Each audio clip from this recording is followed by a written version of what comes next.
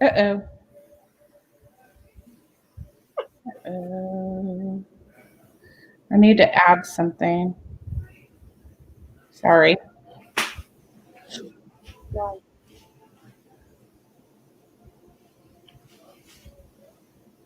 Hi, and welcome to Spiritual Alchemy Energy Transfigurations, the podcast. I am your host, Julianne. Tonight we're talking about divinely inspired living. And we have Erin and Loretta. Both are. Did you want to introduce yourself, Erin? Sure. And then, Yeah, I'll just start. My name is Erin.Ann.Barcellos, and I am truly honored to be spending this evening with you ladies.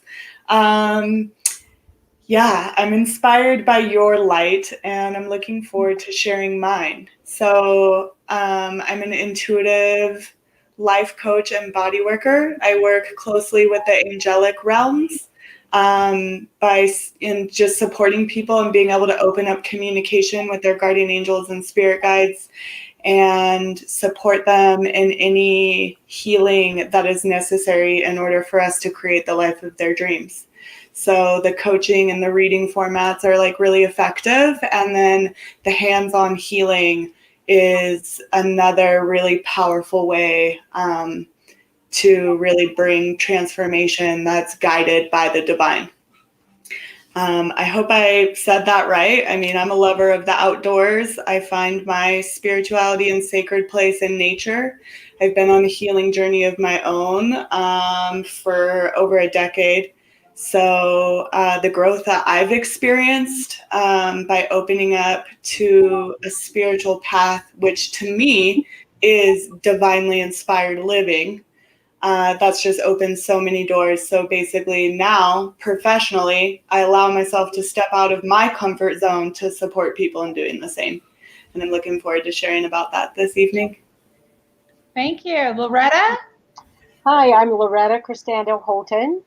I have been on a spiritual journey most of my life. I am an evidential medium, author, certified grief recovery specialist, Reiki master, angelic Reiki, and I can read the Akashic records. So I am extremely excited. Thank you, Julianne, for inviting me and Erin. I'm truly blessed and honored to be here. As Erin, I love the outdoors. I love to go. I'm a tree hugger. I love to just walk in the woods and get connected to Mother Earth and ground. I love to serve others as far as sharing my gifts with them and to lead them, to help serve and lead them to the best life possible. Thank Awesome. you. So we're going to start with the question, what is divinely inspired living? What does it mean to you? Erin? I'll start. That's great. I think there's so many ways that we can define it, and I love the energy that those words put together bring to me. But I think I'd like to start by breaking it down. Divinely inspired living. So to me, the word divinely, it's kind of like the word spirit, except for to me, the word divine is just infused with gold. It's infused with holiness, divinely inspired living. So a spiritual, holy essence that we are, being inspired by that. The word inspired, breaking that down into definition, means to take in spirit, to breathe, to inspire. Divinely inspired living, live our lives that way. Who wouldn't want to? I'm down. That's how I would define divinely inspired living. Cool. Divinely inspired living means to me is being true to yourself and being authentic. To truly be in my power. And what I'm learning more than ever right now is just being in the flow, just being in the surrender, in the flow of life. In the past, I would worry and get anxious and, oh, this, and, is it going to work out? Is it going to work out? But I tell you, the more I just let go and let spirit, which means spirit, being inspired, calling upon my angels, my guides, my son in spirit, all of my family in spirit, that I'm being divinely inspired every day as they show me signs and guidance along my path. And I love to serve others. Well, we kind of have to tell a little story, about going with the flow, right? And making a divinely inspired living podcast tonight. We're scrambling. I am not in my office. I'm at home tonight because the power went out. I know that's. I was telling Erin, I was like, okay, 10 to 6, my power goes out. And I went, you know what? It's all going to work out. It'll be just perfect. I mean, a little, but there I just kind of surrendered and went in the flow, and the power went on, what, 15 minutes ago? Yeah, that's right. Yes. So yeah, divinely inspired living to me is just kind of going with the flow, and you kind of feel like you're going in the right direction because everything just happens just naturally and you're not forcing it. Cyclical. Yeah. I mean, there's times where it's like, oh, I just want to control this, but you got to just let go. I don't know if each one of you has tools or a certain practice that you keep to the path of divinely inspired living. I'll be happy to take lead on that. Go ahead. Yeah, so there's many tools, and I love how both of you touched on like going with the flow, letting this flow kind of be the current of our lives. So this flow is easy. When we can tap into it and ride with it, it's an easeful flow. It's one where things just kind of like fall into place. Gabrielle Bernstein has a chapter in her book, The Universe Has Your Back, and the chapter is called Obstacles Are Detours in the Right Direction.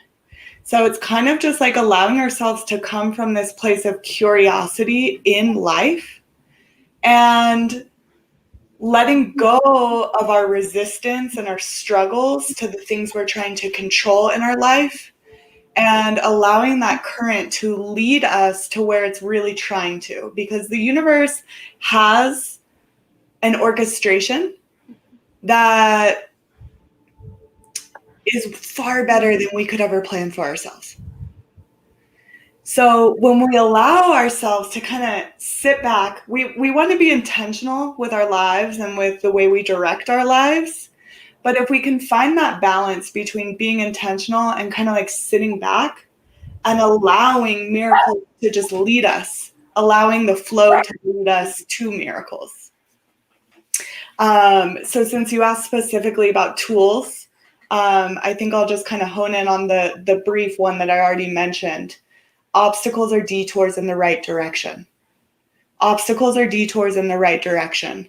So when we're trying to like drive our own boat, and we keep slamming into rocks and slamming into rocks, of course it's a little frustrating to slam into rocks, but ultimately those rocks are deterring us from going on that path that we were originally trying to travel down. So allowing the boat to just go with the current and be open and curious to where we land, because there's usually just a ton of blessings there that we wouldn't have planned for ourselves. Okay, and for myself, I like to start off in the morning, just to really ground and to just to get in my own power. That gives me the strength to move through this day, and I believe everything is a vibration. So to me, I remember hearing this phrase a long time ago: you can either surrender and let go with the stream of life. Some people like to go with the flow, and some people are always trying to go upstream. So the more you try to go against the current, the more it's not going to work. So I really believe in vibration. So for me to set my day and just my intention, and I do it even before I get out of bed. I just, I have my little prayer, my intention, and before I put my feet on the ground, I'm already there. And it just puts me in that spirit. And on my way to work, I'm like talking to spirit. I'm looking up in the sky. I'm honoring. I'm in extreme great gratitude for this beautiful day that I have ahead of myself. How am I going to serve? How am I going to show up? To listen to people, to really listen without speaking too much. Because so many times people are just talking and they don't even know they're not listening. And they're not listening because they're already trying to talk over you and you haven't even finished. But I just think that's it. That's exactly how I just surrendered into me and just filling into my heart. And it really is falling in love with me. Because once I truly, truly honor myself and love myself, then I can show up um, divinely and inspired for others. Well, I I know you're connected and I'm connected, and in my life I hear spirit speak to me. So I don't know if that's true. If you hear that, I mean, you're connected to angels and to your guides. And how do people really connect to that? I mean, I really don't know how to tell someone how to connect, because I personally have been connected for a long time. So how do you tell someone this is how you connect or listen for signs? I've actually taught many courses on helping people to develop their intuitive connection. My personal preference is working with angels, and the reason why is when I saw my first ghost at 18 years old, it freaked me out. I was so scared and freaked out that I was like, what is happening? Obviously I'm somebody who sees things, feels things, uh-oh, what do I do? So at the time there was a teacher available who Loretta also studied from. Yeah. And her work was around connecting with angels and doing angel readings. And that I signed up for the angel therapy practitioner course. For me, kind of out of survival. Okay, obviously I'm somebody who's picking up on things. How do I make sure I'm protected and that I'm only picking up on love? So angels was that door for me. And, when it comes to listening to our own intuition, really, that part of the divine realm exists within us. So we each have a higher self and an innate wisdom of spirituality that has that voice that we can listen to and follow. So it's not about necessarily listening to spirit outside of us, because it's already within us. There are divine helpers in many shapes and forms that can support us in addition to that. Angels, archangels, ascended masters, the teachers of all the different religions, they are real palpable energy forms that we can connect with and feel their each unique vibrational nuances. So to me, who you connect to and what you're listening to, that's all going to be what matters is what's in alignment to you. What do you connect with? What is your truth? And my biggest encouragement around that is always choose love instead of fear. So as we open up spiritually, you're connecting with love if it's always guiding you in a positive direction. It's always going to lead to win-win situations. Even if it's warning you of danger, it will be confident, clear, and to the point. Whereas any fear-based energy or not coming from a loving place energetically or spiritually, it's going to make you feel prickly, guarded, like you're chasing your tail, like can't make a decision. Like one direction, the guidance is going this way, and then the next direction, the next minute, it's going the other way. So it's never like clear. It's always going to have like a winner or loser. So first things first, love versus fear, right? Like when it comes to opening up spiritually, like we want to be very intentional that we're attuning to love.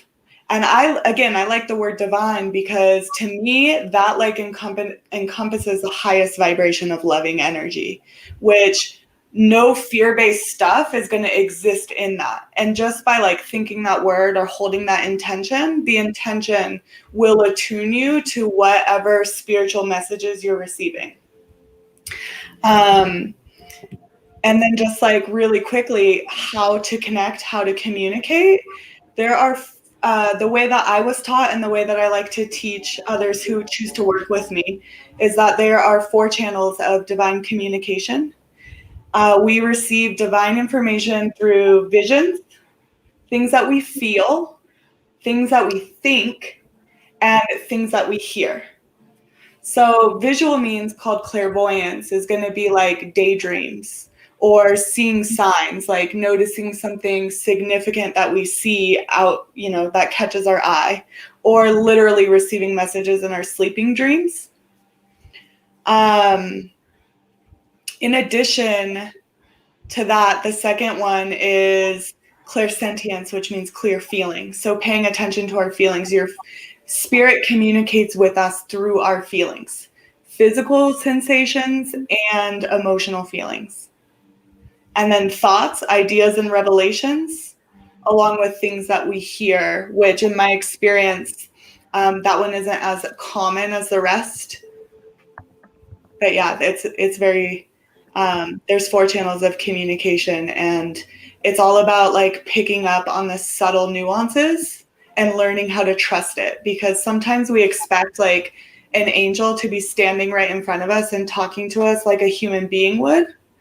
But it's not like that at all. It's about like really like listening to those fine-tuned feelings and intuitions and gut instincts.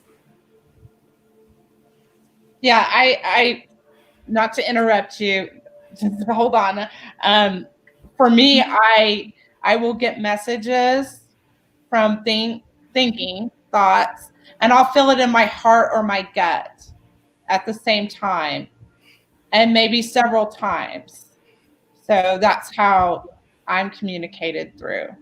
I don't know if you want to address this, Erin, before we move on to Loretta. Loretta, why don't you take lead on any of these questions? Okay. Can you read it? Yeah.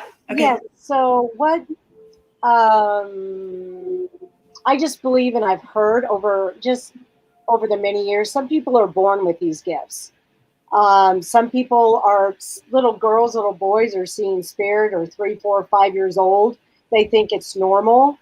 And then they go and share it with somebody, mom, dad, grandma, grandpa, and they tell them, oh, you're crazy. That's not real. Don't tell anybody.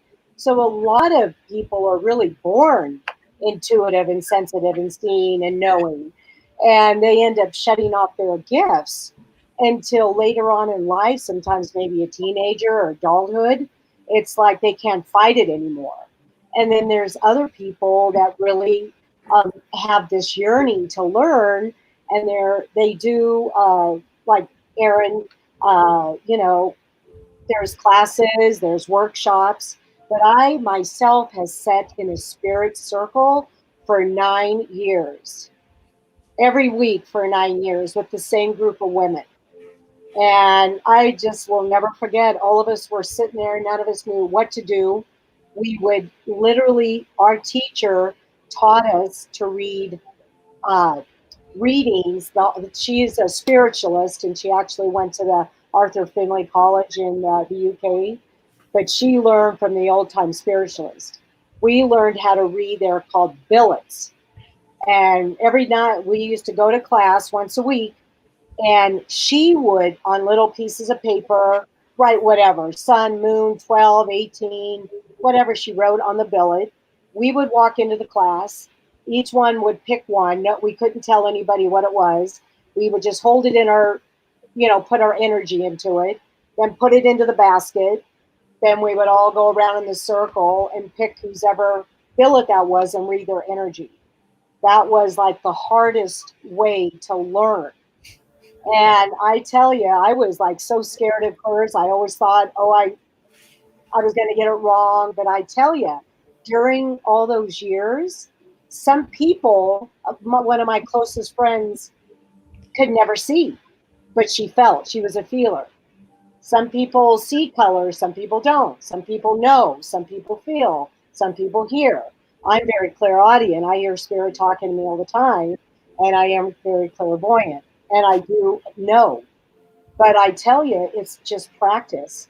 Practice, practice, practice. I mean, and if you have that passion and yearning to really want to connect to spirit, which I know that's my calling, is I feel like I'm a voice for spirit. And it could be loved ones, angels, guides. Like I said, I can read the Akashic records and talk to the lords of the records. It's, I think the number one thing I've learned is trust. Trust what you get. Trust yourself. Trust, trust, trust.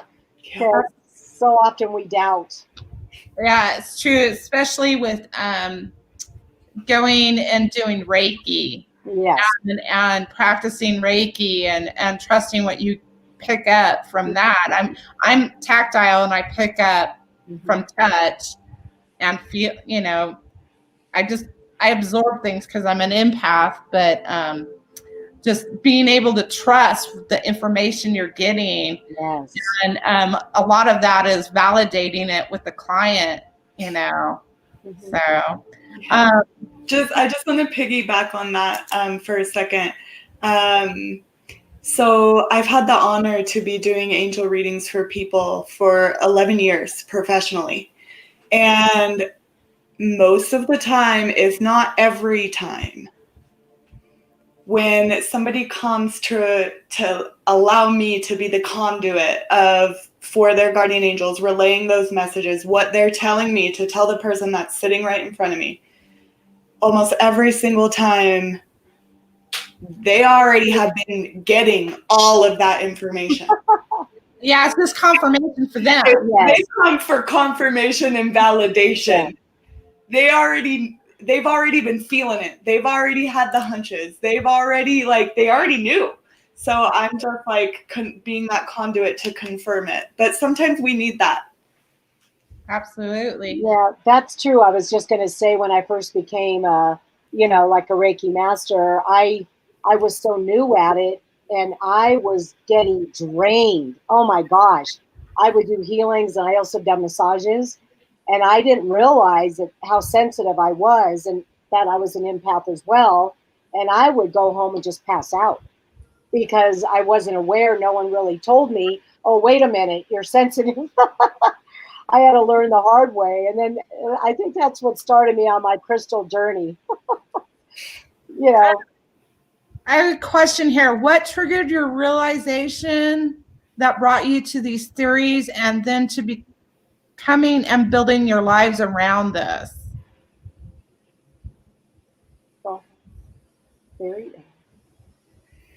Okay, so what I'm hearing in this question is like, how did you realize this, how did this concept of divinely inspired living come to your realization and bring you to where we are on this path that we are? That's kind of the way I'm understanding that question. Are you guys on the same page? Okay. I'll start. You good with that? Yeah, oh, sure, yeah. Yes. Yeah. Okay. I was 14 years old. I'm about to be 31 next week. So dang, already a little over 15 years ago, and young adolescent. I was in a post-traumatic stress state from a sexual assault that I experienced as a teenager.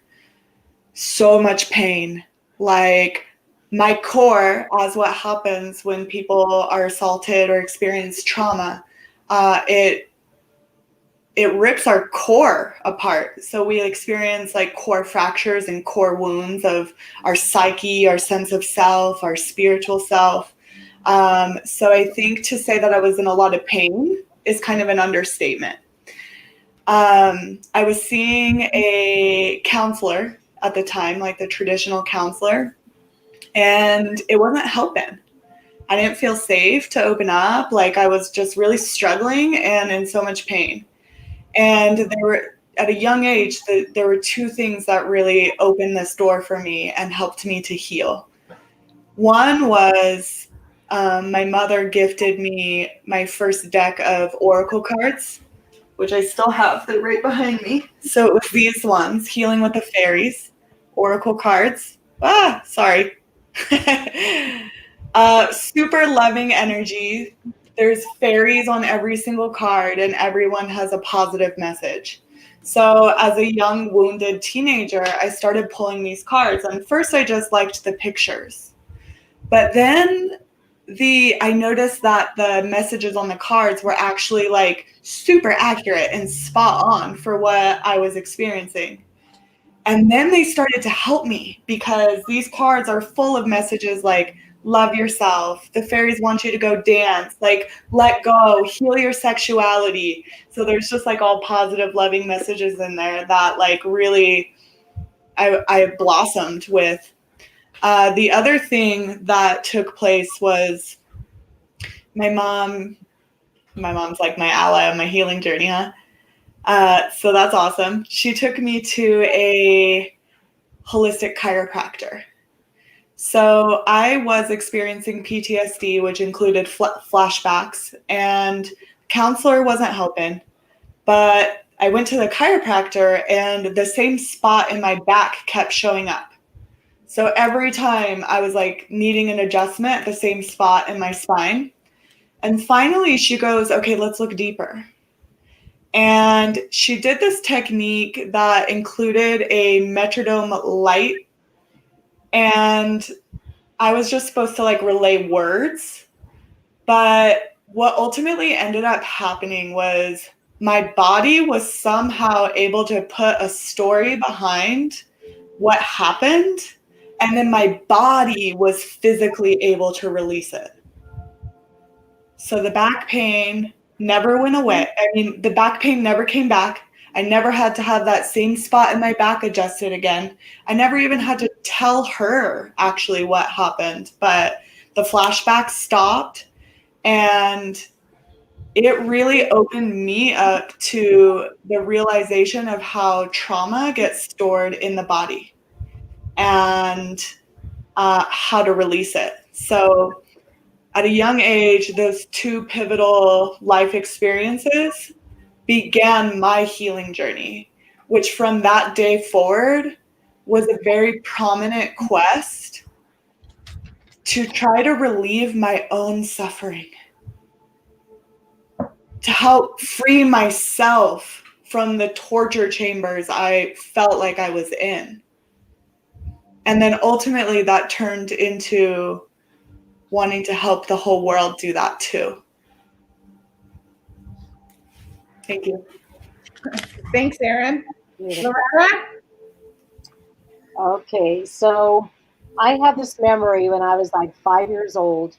I was born in Fresno, and for some reason, I remember standing on the corner in front of my yard, looking up into heaven, and literally thinking to myself, there's got to be more than this. I don't know where it came from, but it was this powerful memory. Then we moved here to beautiful Lake Tahoe, and my parents were not happy. They're not. And I was in the midst of being a very sensitive empath little girl in the midst of my parents. It was very traumatic. And so anyway, my parents split up, and my mom is a single mother. and she raised, well, we were already older, but my two brothers and myself. So I became very independent. But when I was a teenager, similar to Erin, I was already into astrology, doing tarot readings, hanging out with psychic people. So that was like something in my DNA as a teenager. And I became a vegan, very health conscious. So then I get married. Then I have three children. My oldest is Adam, Paul, and Daniel. I'm a mother of three boys. And even when I was pregnant with Adam, I was very health conscious. And then you get married, you have kids, you know. In 1996, my son Adam was 16 years old, and him and I were constantly seeing 11:11 on the clock. So I said 1996, right? So just 11:11, 1:11. I didn't know what it meant, and it lasted for almost a year. It just kept going on and on. So then, Adam, I'd say when he turned 17, around that time, I remember him looking at me right in my eyes and saying, "Mom, if I should die young, don't be sad, be happy because I'm going to live my life." And when he said that to me, he was like talking right to my soul because I looked right at him. I couldn't even see him. My eyes were so welled up with water. I looked right at him. I go, "If you do, Adam, will you come back and visit me?" He goes, "Of course I will, Mom." Well, months later, he made his transition. Um, he knew on a soul level that he unconsciously was going to leave this earth. Of course, I didn't know. It scared me when he said that, but any mother would be frightened. So he was 17 years old, and it's just a long story. I won't go into the whole thing, but he was visiting my mother at the time. I had seen him on a Sunday. He hugged me. The hug that he gave me was the most intense hug, squeezing, "I love you, Mom," that I could ever remember. I watched him walk away. We talked on Monday night. On Tuesday night, my mother calls me up. We were in Michigan at the time. Adam was here in Lake Tahoe. The only thing my mother said is, "Loretta, Adam is dead." And well, I mean, if you can imagine, you're shocked, you're traumatized. It's surreal. So all I remember is running downstairs, talking to my husband. My other two kids were clinging on me, and I already felt Adam right here in my right ear, saying, "Mom, I'm right here. I'm right here, Mom. I'll never leave you, but you have to go on for my brothers." And instantly, that's where my journey began. Because even though I was spiritual, even though I believed in life after death, even though I believed in everything, that cracked me open raw to the core. So at that time, of course, he immediately began to show me signs. And, the lights were flickering off and on. He paid me visitations. And, if anybody doesn't know, a dream and a visitation is real. It's when they really come back to see you. It feels real. They might not even say anything, but you could feel their love and their hugging. So we did that a few times. Just all kinds of signs. And he also called me on the phone in my dream. And I read this book called Hello from Heaven. So it was, what's their names? It's a wonderful book. I started reading that immediately. And in every book I could get my hands on just to know how they can contact you. So we ended up leaving for Michigan, moved to Orange County. And I do know Adam was always with me. He helped us buy our house. It was too perfectly lined up. I did get a job, and I met this one woman, my exact age, that she introduced me to her sister-in-law, which was a godsend because I was going through not only still grieving Adam, but my own marriage wasn't exactly conducive itself. So she's the one that turned me on to the spiritual hub in Orange County. The store is called Awakenings. And that is where my real journey began because that's where I met teachers That's where I got into all my healing modalities, because I knew it was a journey that now I had to work on. But I'm not saying this at all. Grief is real. Grief is something you do. You grieve because you love, and you can't get away from it. And you just have to honor it. No two people grieve the same. And I know I obviously have became a certified grief recovery specialist. So I do classes and I do one-on-ones helping other people with grief and loss. But about 2 years after Adam crossed over, I began writing. It was inspire writing. I didn't know where they were coming from. I got the title, and then I had to grab a pen, and it was like automatic writing. I just started writing, and I compiled, let's say, 10 of them, and I took them to work, and I shared them with some of my friends just to see how they would feel, and they all instantly began to cry. It was instant, like, oh my God, where did you get these? And I said, I think they're coming from Adam. And of course they were. So I wrote, let's say a total of, I'm going to say 50. I know they were from him because I could not make them work. If I sat down and just started writing, nothing flowed. So of course, what I really wanted to do, through so many different people, they said, you should compile this into a book. So that was my heart's calling, was to take all these beautiful messages. And I'm an amateur photographer, so I always love to take photos of sunsets. And my dream was to put them in a book. So I do have my book. Here's my book. It's called The Journey of Expansion, A Mother's Journey from Loss to Eternal Love.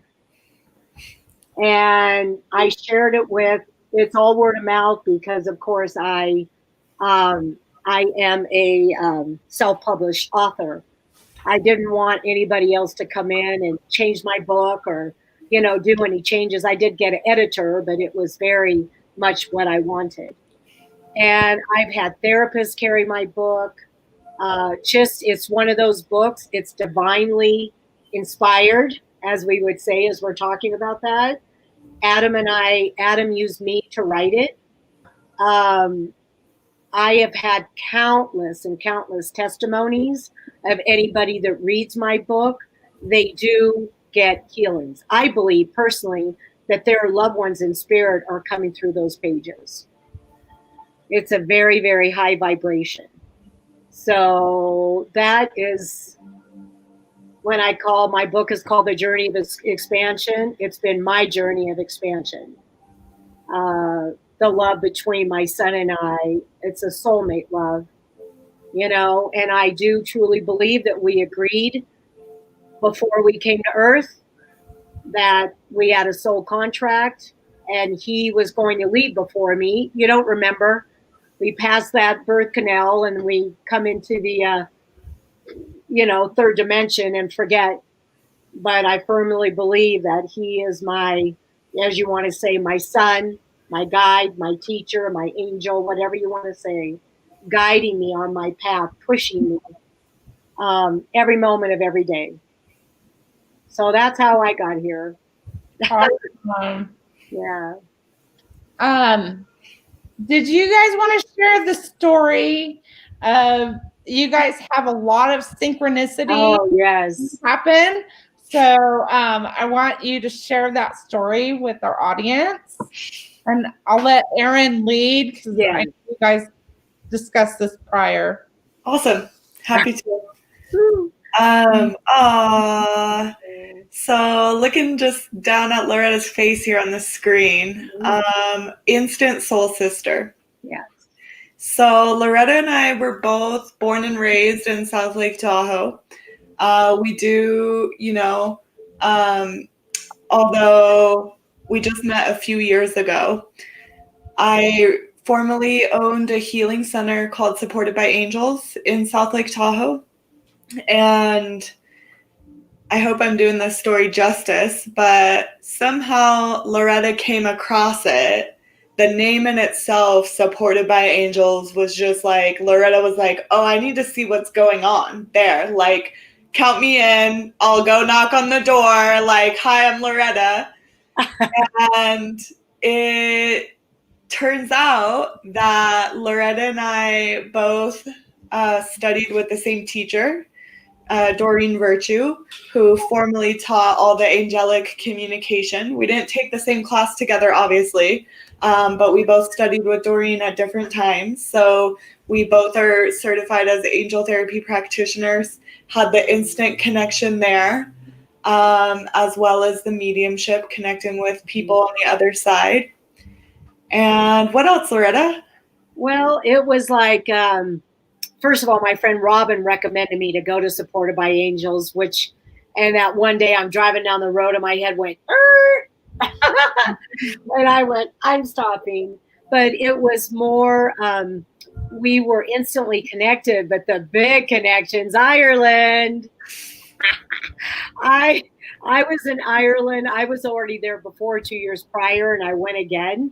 And I didn't know Erin was going. So I didn't know until after she got back that we were there together in Kildare, down the street from each other, and we didn't even know either one of us was there. That's huge. And we were both on a St. Bridgette mission.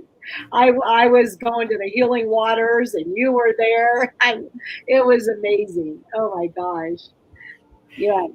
Yeah, so we've come to kind of realize and define for ourselves that we must have ancient history together. Yes. Presumably in Ireland. Yeah. And through our connection and the way we just feel like soul sisters and our affinity to Ireland and St. Bridgette, we've kind of come to the conclusion that we must have spent a past lifetime together as one of Bridgette's nuns. Yes. And there's a whole story behind that too. And can you share a brief story about St. Bridgette?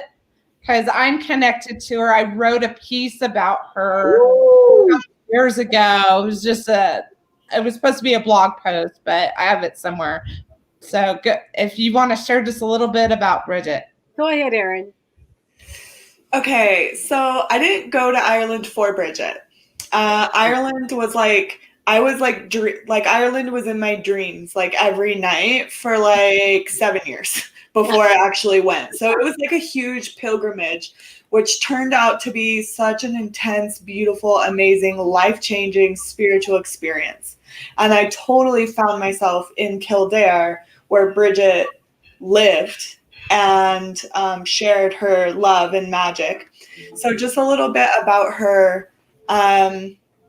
Triple goddess. Yeah, so Bridgette is a triple goddess. So she resembles the mother, maiden, and the crone.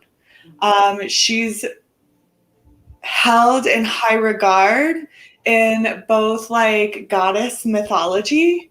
So a deity of love we could call upon for energetic support. She helps with so many things.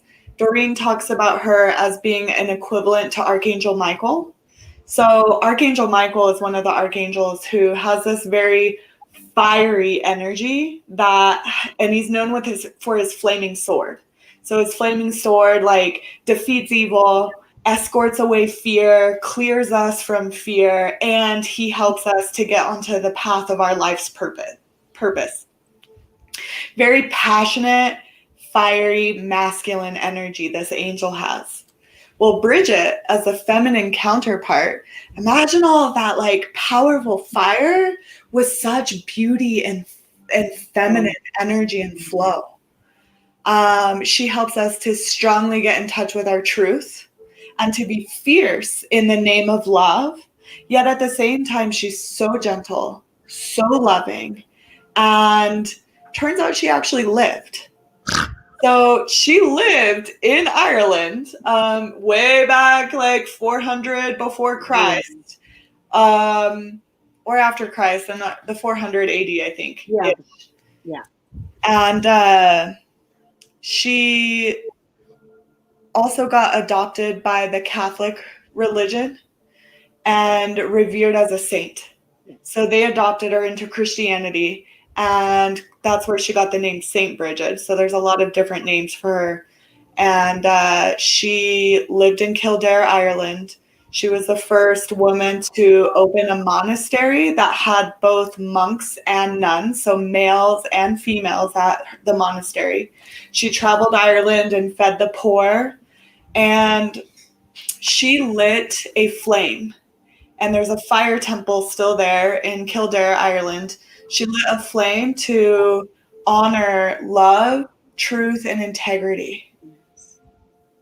And the nuns tended the flame and kept the flame perpetually lit For hundreds years. of years. Hundreds of years. Yes. It didn't. It just kept burning eternally.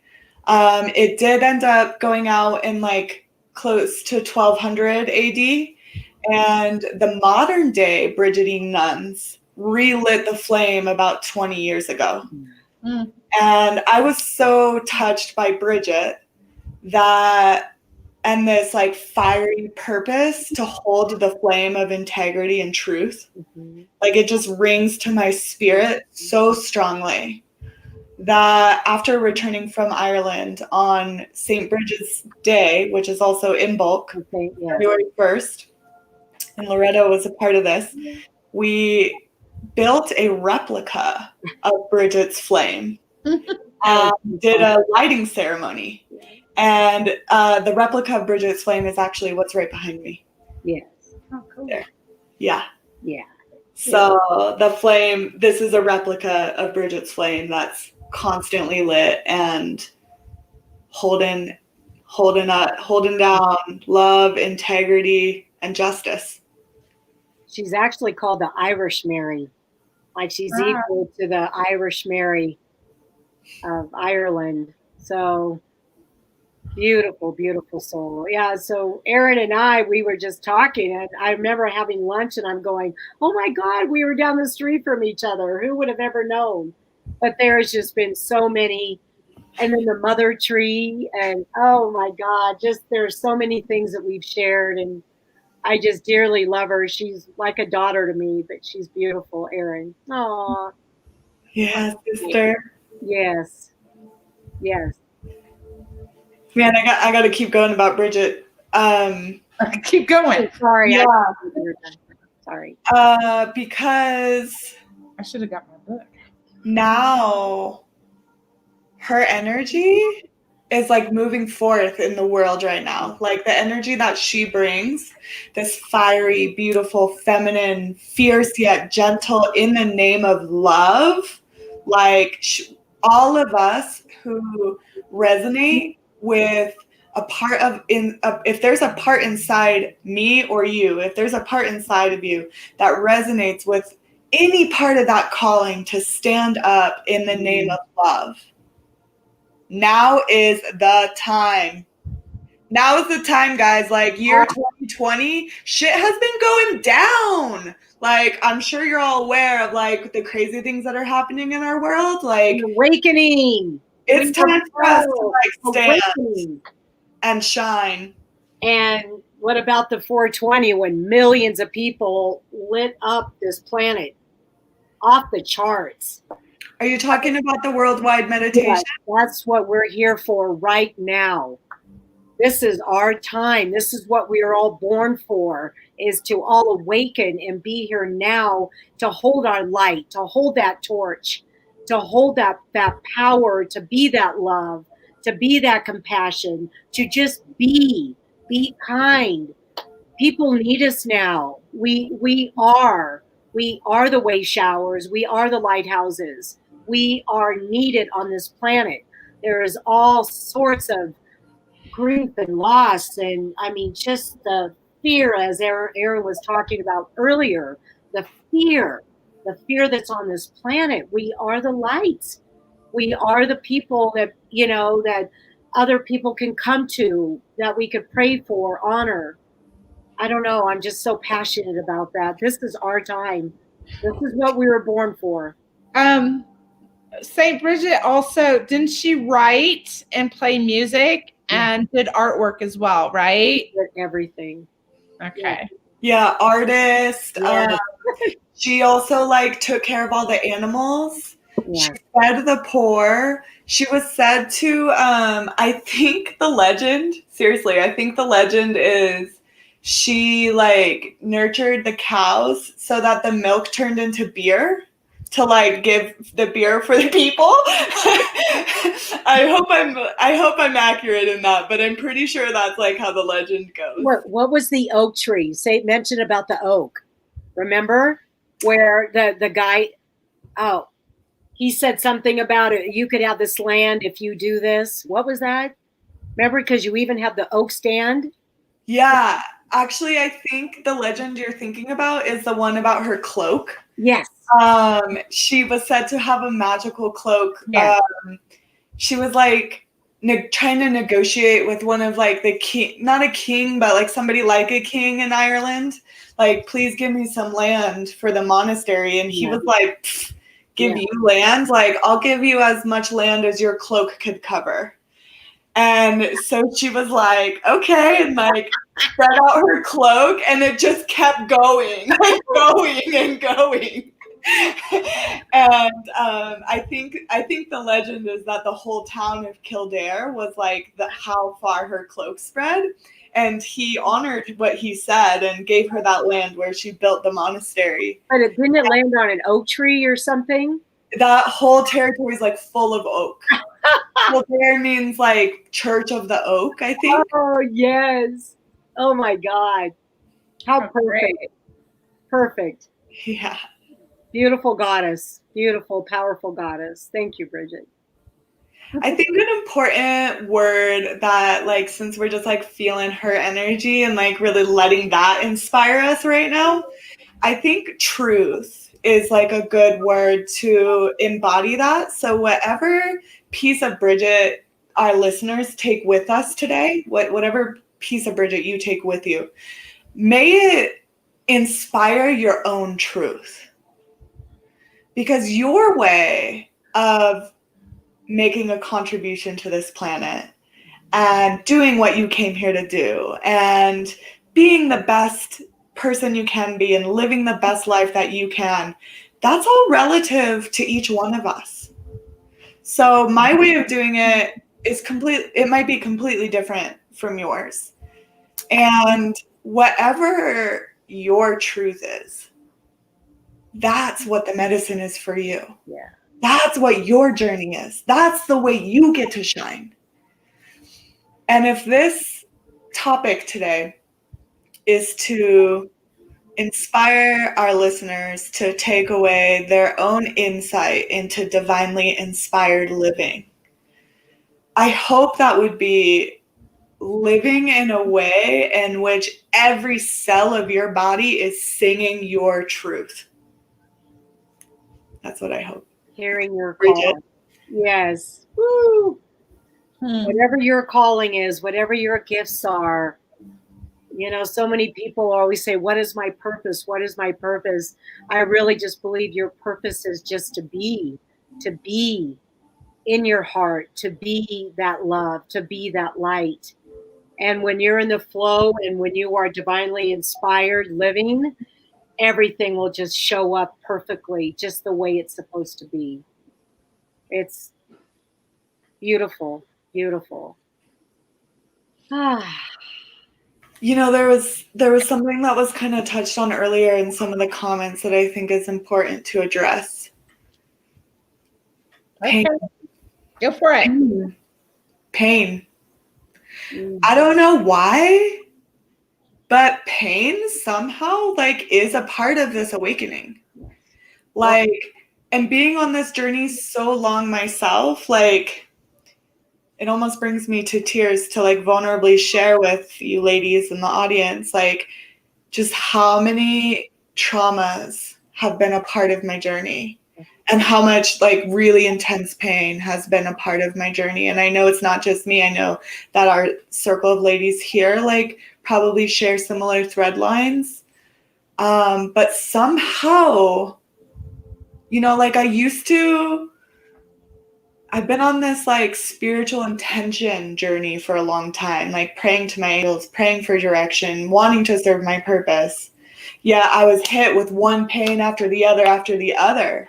And it was like, WTF, God? Like, is there really like a higher power? Because I thought I was doing everything I was supposed to. Like, I'm on this spiritual path and like praying so much and trying to serve my purpose. Yet like the deep, deep pain that just came up. And I've come to understand that for me, that pain was necessary almost to like strip me of everything false. Strip my belief system, strip my attachments, strip what I was trying to control. And I felt broken. Yet that rawness is what led me to love. Obstacles are detours in the right direction. There you go. There's always a purpose within the pain. And it's not spiritual to not feel pain. Like we think being spiritual means like oming our way through pain and stuffing it down and trying to achieve peace. That's part of Sorry, go ahead. No, I just said that's life, is to experience all these pains and mountains, and it's every time it's like I would say, come on, God, how much pain can I go through? I mean, my mom, my brother, my divorce, and my son in 6 years, I was on survival mode. I don't even know how I did it, but somehow that just cracked me open, and I wasn't going to succumb to that. I was going to experience and grow from it and to be the better part of who I came to be. May I share my website really quick? It's almost... I will share it for you. I've been sharing it all along. I have a gift. If anybody would love to purchase my book, I am doing a special. It's called, in the coupon Peace 20, I'm offering 20% off for anybody that would love to purchase my book. And in the comments, if you do want me to sign it, it makes a beautiful gift when you don't know what to say to somebody grieving. Let the words and book do that for you. So I will sign it for you. I could send it to you, and you can send it to whoever you wish to do that. It's a beautiful tabletop book, but thank you. I have a gift for everybody too. So at my website, Erin.Ann.Barcellos.com, you can access this gift. And what I would like to give to everybody listening live or on recording is I've created for you a daily prayer for invoking divine flow. So it's a guided audio, ideally listened to in the morning, that will totally support it. It supports us in getting centered, grounded, present, calling in our divine support team, setting the intention to be in alignment in divine flow throughout the day, setting the intention to easily overcome obstacles and receive the blessings that the divine has in store for us. So it's a short meditation. I think it's like 13 minutes. When you go to my website, it's right on the front page. You just sign up, add in your info, and then you'll get an email with it. Awesome. So we're almost at the end here. So did you want to recap what y'all do? Erin, you do your sessions. So did you want to recap and your offerings of sessions, healing sessions and whatnot? Awesome. Yeah. And I feel like describing it in a new way today. So that's what I'll do. What I'm super passionate about, well, I have this amazing ability to hold space for the pain. Like, I am down to walk through trenches with people. Like come into my office. I'll hold your hand. Let's sink deeply into that pain and then awaken into who you are as a soul. That's the space that I create with people.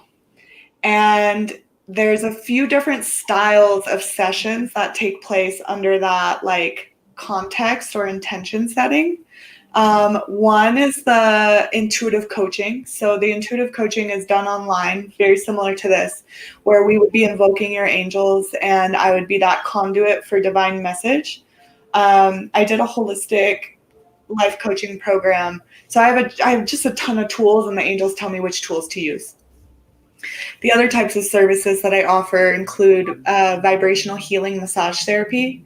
So it's a hands-on form of body work. It's a clothing-on massage. Your angels are a part of the session, but my hands like find the places in your cells where pain or trauma has been stored. And I'm talking about the pain and trauma that's been keeping you stuck in patterns for a long time. So you get on the table, we invoke your divine support team, my hands know where to go, and then we release that pain from the physical body, but it also releases it from the multidimensionality of your being, which ultimately allows you to step forth as the healed version of who you are, with your soul shining brightly. So coaching, online coaching, hands-on body work, and I have some retreats in the making. You can find all that information on my website. Thank you. Thanks, Erin. Loretta? Yeah, so on my website there, if you can put in a comment. I do evidential mediumship. I can connect with your loved ones in spirit. I am a Reiki master, an angelic Reiki master, so I could do long distance healings.